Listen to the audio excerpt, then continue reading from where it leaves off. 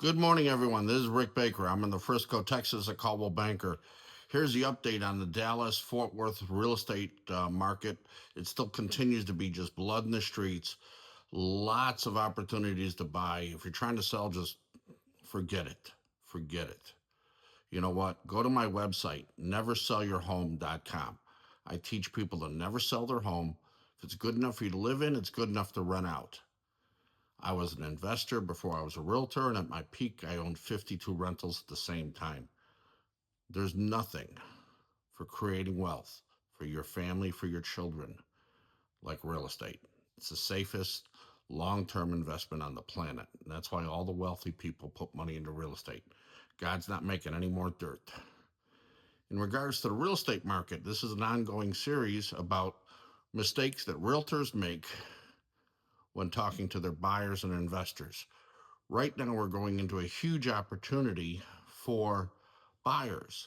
Most buyers and the vast majority of realtors do it wrong. When you go out and you get a pre approval letter, there's actually three types of pre approvals. One is called a pre qualification. That basically means you probably have a pulse, and one of these days you might be able to buy a house. When I get one of those letters, I just throw it away.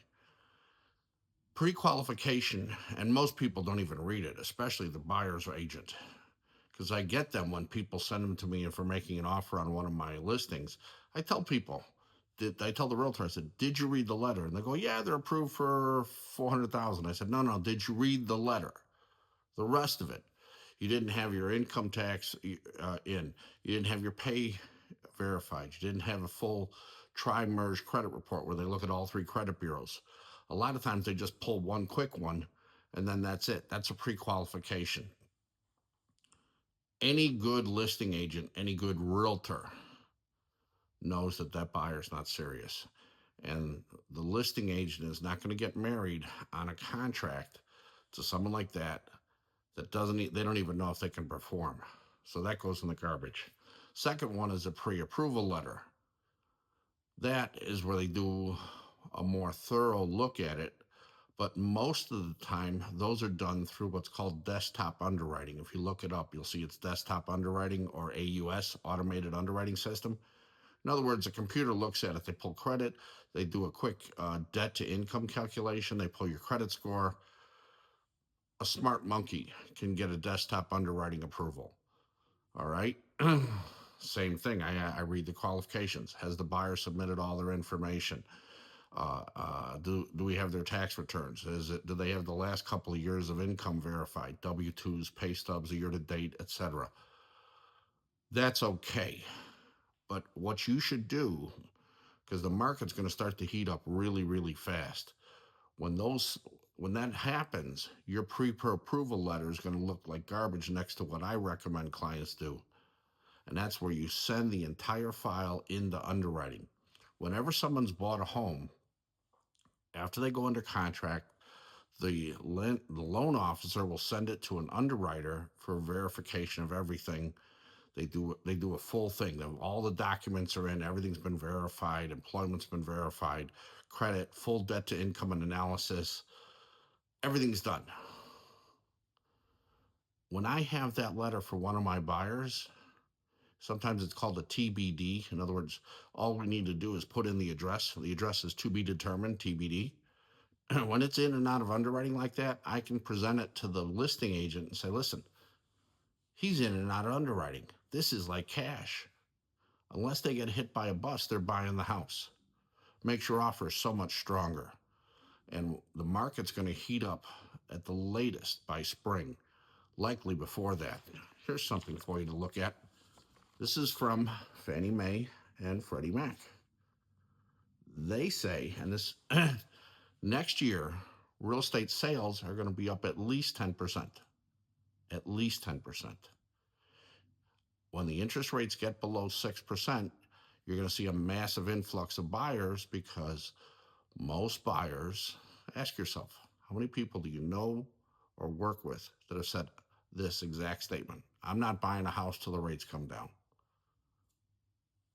If you wait for that, you're going to be in line with the bidding wars. We're going back to bidding wars like COVID.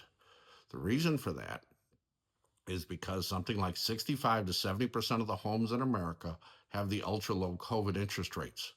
Those homes are just not going to sell. It's death, job, or divorce about the only ways those homes will ever hit the market. So when the buyers re-engage and we start to see a tremendous buyer activity because it's seasonal, you're going to start to see tremendous offers going in, and they're going to be chasing a very small number of houses because COVID changed real estate with all that 2.5% 30-year fixed mortgages. So that's what's going to happen. So you got to be prepared. If even Fannie Mae, which is a slow government entity, if they've got it figured out, a sharp realtor's got it figured out. So what you should do is get ready, learn how to what's a good house, what's a bad house. You got to go look at lots of houses so that you become an educated buyer. And in terms of the buying process, if you call or direct message me, I can send you a buyer's guide that I wrote personally.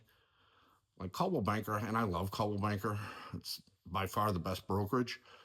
Um, their buyer's guide is kind of kindergarten level. Worry about your credit. You're going to need a down payment. You're going to need closing costs. Don't apply for new credit, that type of stuff. I've got a small booklet that I wrote. It goes you step by step by step how to go through the process, not to be emotional about such a large purchase. Get educated about all that. Takes a long time to read, but when you're done, you actually know how to buy a house and not screw it up. Shows you how to shop for a mortgage. Most people don't even know how to do that right. Most people don't know how to shop for insurance. That shows you step by step how to do that. So give me a call. Again, it's Rick Baker with the Frisco, Texas office of Coldwell Banker. You should follow me, and you'll find all kinds of tips that you never heard a realtor say before. A little bit about me.